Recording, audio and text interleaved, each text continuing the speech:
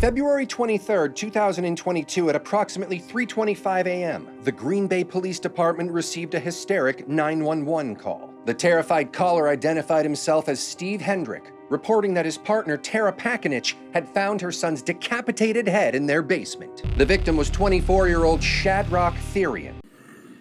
County Public Safety, how may I help you? Yes, I'd like an officer at 829 Stony Brook. Girlfriend just woken me up and swears that she found her severed head of her son in the basement. Okay, can you repeat the address, sir? 829 Stony Brook. Okay, S-T-O-N-E-Y? Is it EY, right? Yes. No E. Just L-Y. Is that a house, apartment, or duplex? It's a house. What's your phone number? My number is 327-3748. My name's Steve. 327-3748? Yes. What's your last name, Steve? Hendricks. Okay, tell me what's happening there again? I have no clue what's happening. My girl swears that she's found her severed head of her son in the basement. Did you go down there? In a bucket. I went down. I can't tell what the fuck it is. Part of my language. I'm kind of a little freaked out.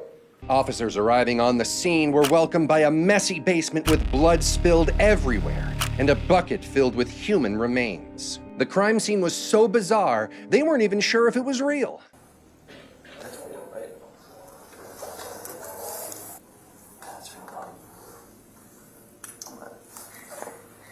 All they had found so far was a severed head. The obvious question was, where was the rest of the body? The only way to find it was to locate the last person who had seen him alive. That was his girlfriend, Taylor Shabusiness. After a dispatch unit was sent to her apartment, officers began to collect evidence from the crime scene. Among the items taken into custody was a black bucket containing Shad's severed head and genitals, along with the towel covering them. Other items inside the bucket were 2 knives, a nail, a razor blade, some flesh tissue, and a Jolly Rancher. Apart from the bucket, there were 3 other containers with human remains. One of them was a blue tote bag with several internal organs, a torso, and 3 knives, a pink and black backpack with smaller remains, and a tub with larger parts. But this wasn't all. Detectives on the scene also found items associated with drug abuse and cleaning products. But perhaps the most compelling piece of evidence was found sitting right there on Shad's entertainment setup. A metal dog chain, the murder weapon. All of it pointed to one thing. A sadistic crime of passion was committed. Meanwhile, outside Taylor's apartment, the cops would hit another jackpot directly incriminating her. Hey.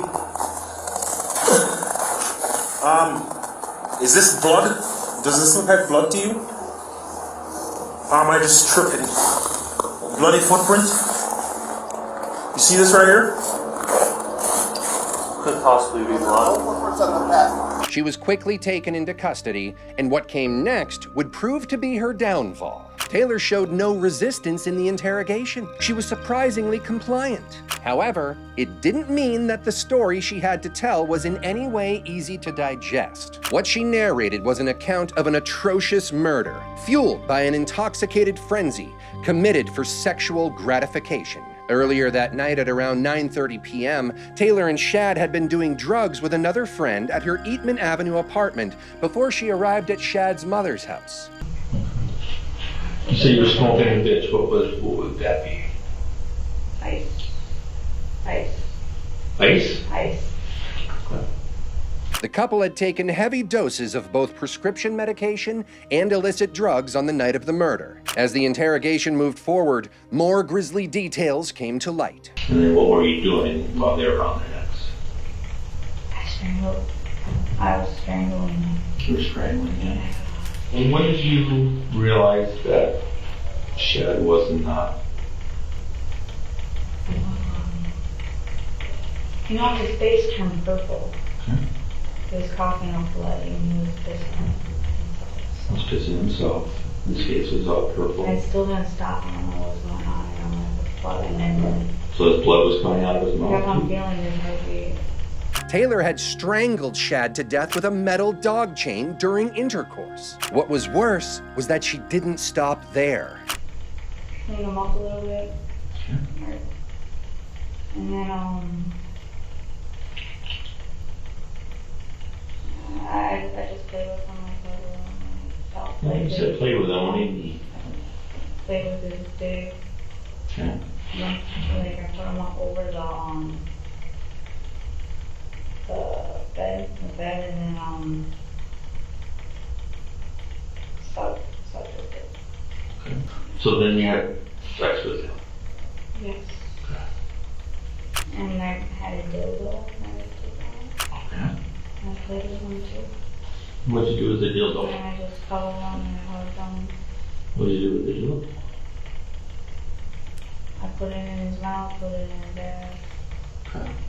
She then engaged in what's called necrophilia, intercourse with a corpse. But the worst was yet to come. Taylor then pulled Shad's body to the corner of the bed, placing a bucket under his hanging head, and proceeded to sever it, draining his body of blood. She then emptied the blood in his shower.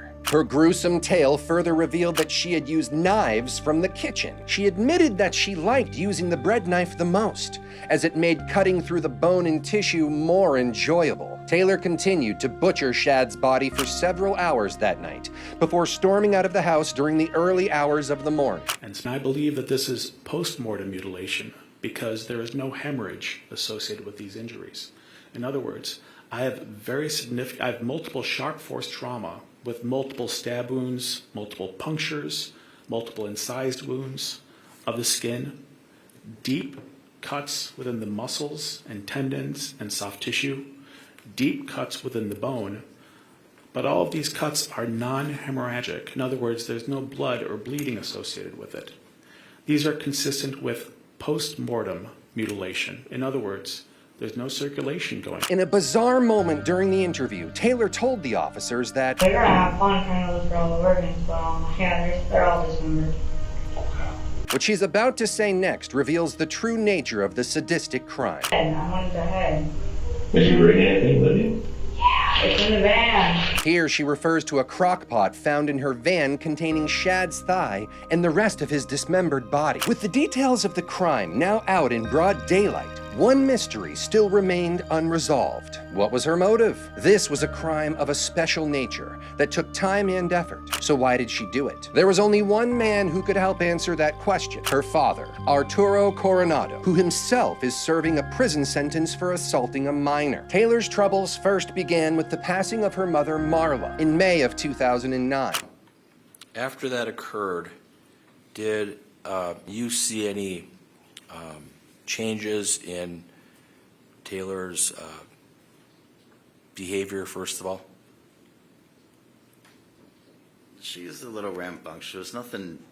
I mean, she played volleyball. She had a good amount of friends she hung out with. She was a normal kid. Okay. Did things change at all for her? I wouldn't say too much. She got in trouble a little bit at school, but I don't know, something with a band instrument. What happened with that? Oh, she just took somebody's band instrument And then returned it, but nothing major. It was around this time that she started to get in and out of trouble, but it was never too serious until now. A trip down Taylor's sad childhood led the authorities to Cotulla, Texas, where she lived with her grandparents for a brief time in 2017. At this point in her life, it looks like there might be some stability to her otherwise unpredictable circumstances. She met a man named Warren Shabusiness. The couple got married in February 2020, and so her trouble with the authorities began, with her first felony arrest in 2020. Before meeting her husband, she was being treated for ADHD. It wasn't something new, but her father revealed that Taylor's time in Texas had been rough on her. let me ask you this. So before the baby was born, was she placed at Nicolay Psychiatric Center? Before the baby was born? Yeah. Possibly. Okay. Did you see her at the Nicolay Psychiatric Center? Oh, when she was yeah, there? yeah. I'm sorry. It's just so much going on. It's through Brown County. Yeah, I went to take her there myself, actually. Okay. Why did you And take her there? She just wasn't in the right state of mind. Was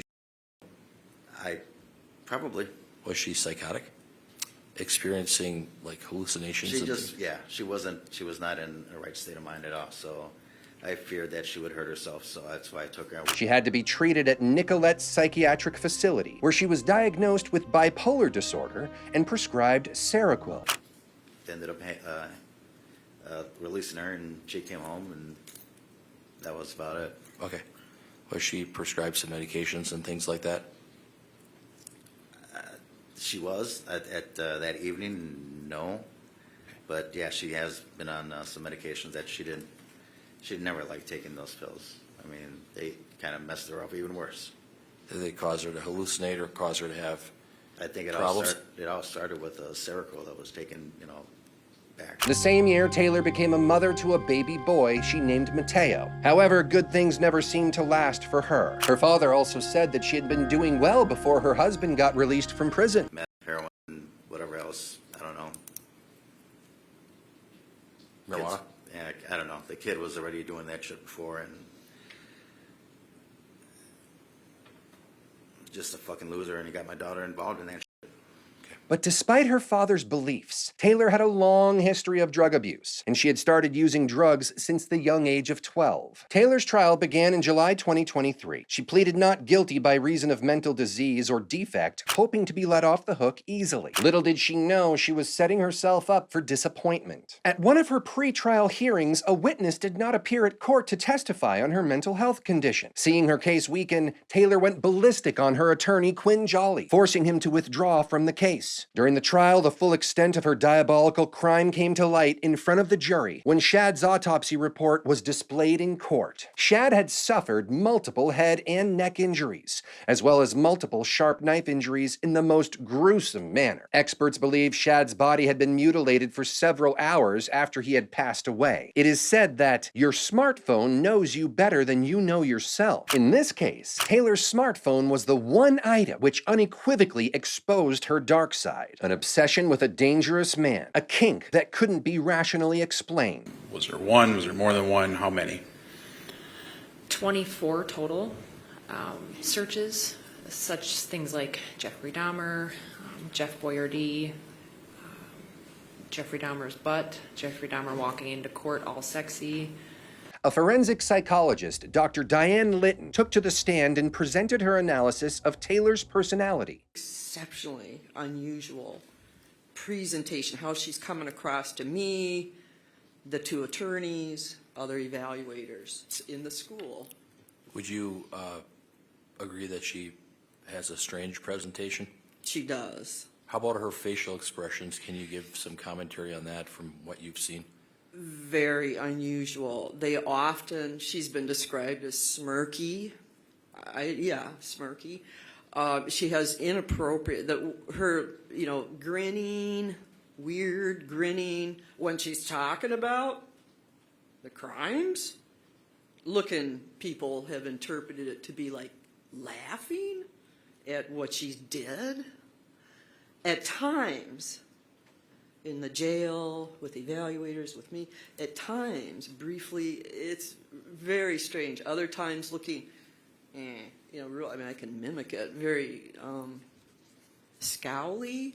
A lot of people interpret it superficially to be grinning. Grinning it all, but getting a kick out of everything. Not me. Based on my experience and training, that's a psychotic person right there. Her professional opinion also backed her father's testimony, stating that Taylor was, in fact, very ill. Believe that she has a genuine mental disorder? Yes. Of a psychotic nature? Yes. What is the nature? The best, my best opinion is the bipolar 1, sometimes with psychosis, sometimes not.